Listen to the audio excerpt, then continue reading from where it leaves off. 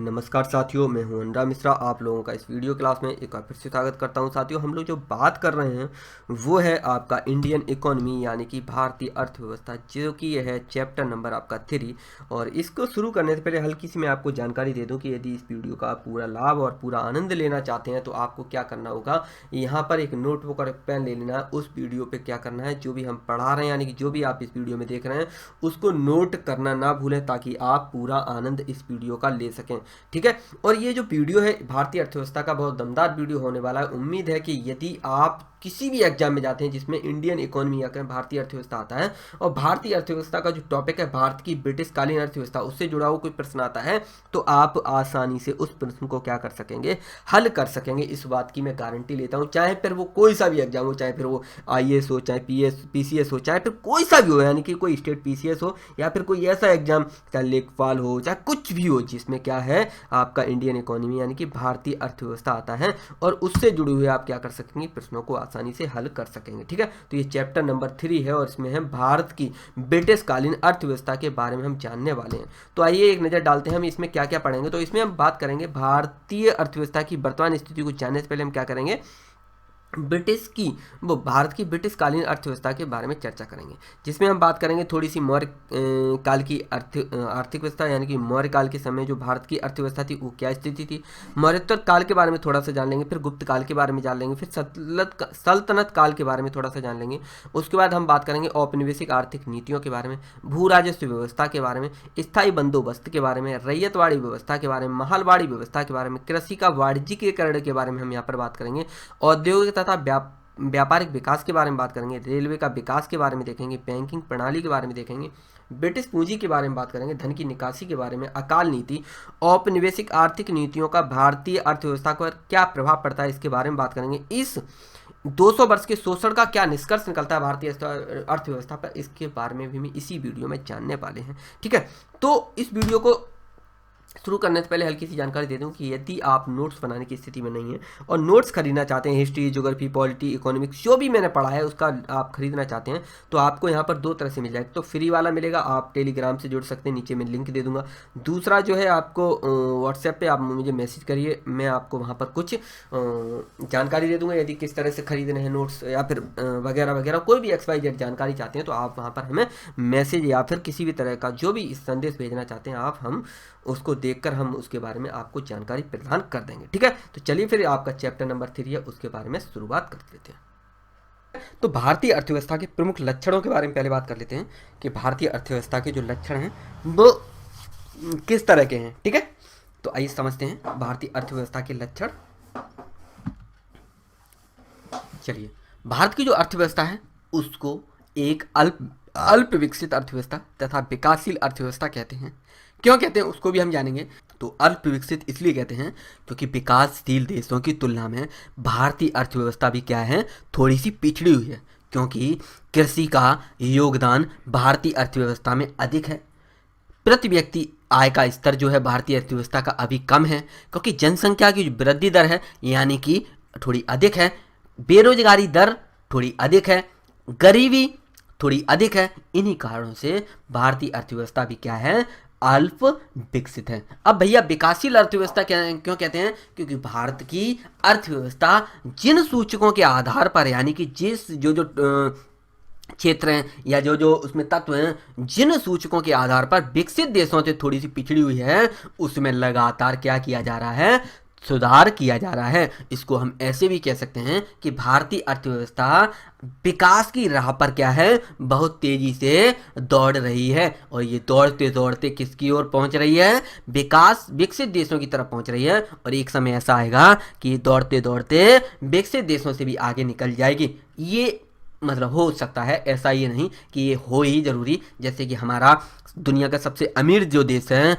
वो हमारे एक पड़ोसी देश है जिसको हम कहते हैं पाकिस्तान, वो दौड़ते दौड़ते दौड़ते दौड़ते इतनी आगे निकल गई कि विकसित देशों को भी पार कर गई और एक ऐसे पड़ाव में आ गई कि आज उसको भीख मांगनी पड़ रही है और उसका एक नया नाम आ गया है, उसको कहते हैं भिखारी अर्थव्यवस्था। तो हमारे भिखारी अर्थव्यवस्था का अगर नाम आता है तो उसको हम पाकिस्तान कहते हैं। चलिए आगे बात करते हैं। किसी भाई को बुरा लग जाए, उसके रिश्तेदार वहां पर रहते हों, तो उसके लिए सॉरी, ये ठीक है। चलिए अब देखते हैं कि भारत की अर्थव्यवस्था को कृषि आधारित अर्थव्यवस्था क्यों कहा जाता है। क्योंकि भारत की अर्थव्यवस्था में कुल रोजगार का लगभग 55% कृषि क्षेत्र से प्राप्त होता है। क्योंकि देश की कुल जनसंख्या का लगभग 68% तक गांव में निवास करती है। क्योंकि उद्योगों को कच्चे माल के लिए कृषि क्षेत्र पर निर्भर रहना पड़ता है। क्योंकि कृषि क्षेत्र के कारण बहुत सारी विदेशी मुद्रा हमें आज भी प्राप्त होती है। इसलिए हम भारत की अर्थव्यवस्था को कृषि आधारित अर्थव्यवस्था भी कहते हैं। ठीक है। भारतीय अर्थव्यवस्था एक मिश्रित अर्थव्यवस्था भी है। तो भैया मिश्रित अर्थव्यवस्था क्यों है, तो आइए उसको भी देखते हैं। भारत की अर्थव्यवस्था में निजी क्षेत्र और सार्वजनिक क्षेत्र या फिर राज्य तथा बाजार की शक्तियों का समान रूप से क्या करते हैं, एक भूमिका निभाते हैं। इस कारण हम भारत की अर्थव्यवस्था को मिश्रित अर्थव्यवस्था या मिक्स्ड इकोनॉमी कहते हैं। अब ये हुआ कैसे, कब से हमारी जो इकोनॉमी है या कहें भारतीय अर्थव्यवस्था है मिश्रित अर्थव्यवस्था बनती है। तो हुआ क्या, जब भारत देश जहरीले पंजों से यानी कि अंग्रेजों के चंगुल से आज़ाद जब होता है, यानी कि हमें खून से सनी हुई जब हमें आज़ादी मिलती है, तो होता क्या है, हमारे भारत के जो गणमान्य लोग होते हैं उन्हें एक ऐसी व्यवस्था बनानी थी जिसमें किसी भी तरह की कोई कमी या खामियां न हो। क्योंकि हम जब 1929 के समय में जब हम लोग थे, जब हम भारत की आज़ादी की लड़ाई लड़ रहे थे, तब क्या हुआ कि अमेरिका में ये कहा गया था कि पूंजीवादी अर्थव्यवस्था का क्या है, बोलबाला है, और यानी कि निजी क्षेत्र का बोलबाला कुछ अधिक है। और हमारे एक महान व्यक्ति थे जिनका नाम था एडम स्मिथ। तो एडम स्मिथ ने कहा था वेल्थ ऑफ नेशन नामक बुक में कि जो पूंजीवादी अर्थव्यवस्था होती है उसमें बाजार की शक्तियों के अदृश्य हाथ होते हैं जो कि अर्थव्यवस्था को क्या करते हैं, अपने आप ही ठीक कर लेते हैं, अपने आप ही सही कर लेते हैं। तो मैंने क्या बताया, मैं फिर से बोल दूं कि भारत जब आज़ाद होता है तो भारत के जो गणमान्य लोग थे वो एक ऐसी अर्थव्यवस्था बनाना चाहते थे या एक ऐसी व्यवस्था लाना चाहते थे जिसमें कमियां न के बराबर हों। इसी के चलते हमने थोड़ा सा जो कमी थी, जैसे कि हमारी पूंजीवादी अर्थव्यवस्था, तो पूंजीवादी अर्थव्यवस्था में 1929 में जब आर्थिक मंदी आती है तो देखा गया कि जो पूंजीवादी अर्थव्यवस्था थी और पूंजीवादी अर्थव्यवस्था में जो अदृश्य हाथ होते हैं वो किसी कारण से कोई काट देता है, या अदृश्य हाथ जो थे यानी कि इनविजिबल हैंड्स जो थे वो कट जाते हैं और पश्चिमी देशों की जो अर्थव्यवस्था थे वो मुंह के बल क्या होती है, गिर जाती है। वहीं समाजवादी की तरफ अगर हमने ताका तो समाजवादी अर्थव्यवस्था में देखा कि समाजवादी अर्थव्यवस्था में भी बहुत सारी कमियां या खामियां हैं। इसलिए हमारे महामहिम पंडित जवाहरलाल नेहरू ने क्या किया कि पंडित जवाहरलाल नेहरू ने हमारे भारतीय लोगों से सलाह मशवरा किया, सोच विचार की।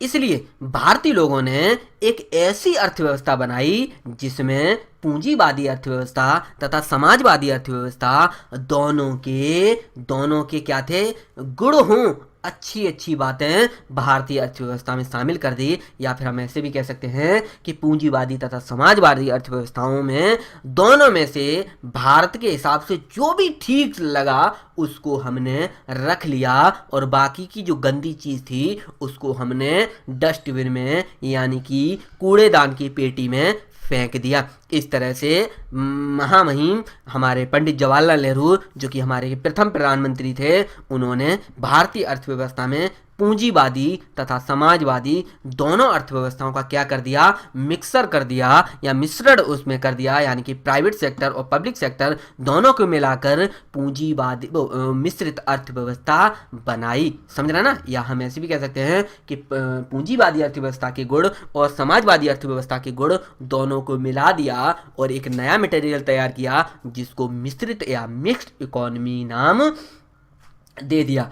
हाँ, ये बात अलग थी कि शुरुआती अर्थव्यवस्था में सार्वजनिक जो क्षेत्र था उसकी भूमिका थोड़ी सी ज़्यादा थी भारतीय अर्थव्यवस्था में, लेकिन 1991 के बाद जब दूसरी ओर 1991 में जब उदारीकरण का दौर आया तो निजी क्षेत्र की भूमिका जो है भारतीय अर्थव्यवस्था में क्या हो जाती है, बढ़ जाती है। ठीक है, चलिए नेक्स्ट देखते हैं, चलिए आगे देखते हैं। अंतर्राष्ट्रीय मुद्रा कोष के अनुसार सकल घरेलू उत्पादन में भारतीय अर्थव्यवस्था विश्व की छठी सबसे बड़ी अर्थव्यवस्था है। ठीक है, वहीं क्रय शक्ति क्षमता के आधार पर अगर बात की जाए तो विश्व की तीसरे सबसे बड़ी अर्थव्यवस्था है इस समय। ठीक है, इसके अलावा प्राइस वाटर हाउस कूपर्स नामक एक संस्था थी, उसने अपनी रिपोर्ट में कहा कि अगर विकास की दर भारतीय अर्थव्यवस्था की इसी आधार पर अगर चलती रहे तो विनिमय दर के आधार पर 2050 तक भारतीय अर्थव्यवस्था जो है वह विश्व की दूसरी सबसे बड़ी अर्थव्यवस्था बन जाएगी, जबकि क्रय शक्ति के आधार पर दूसरी सबसे बड़ी अर्थव्यवस्था बन जाएगी। ठीक है, ये विकास दर की अगर बारे में बात की जाए तो 2012-13 में यहाँ पर आप लिख सकते हैं 2012-13 में इतनी, 2014-15 में इतनी, 15-16 में इतनी, 16-17 में इतनी, 18-19 में इतनी, 17-18 में इतनी, 18-19 में इतनी, तो इस तरह से आप देख सकते हैं। चलिए साथियों, हमें उम्मीद है कि आपको ये जो वीडियो है वो पसंद आया होगा। इसी तरह से प्यार और सपोर्ट हमें बनाए रखें। अगले वीडियो मिलते हैं, तब तक के लिए नमस्कार, जय हिंद और वंदे मातरम।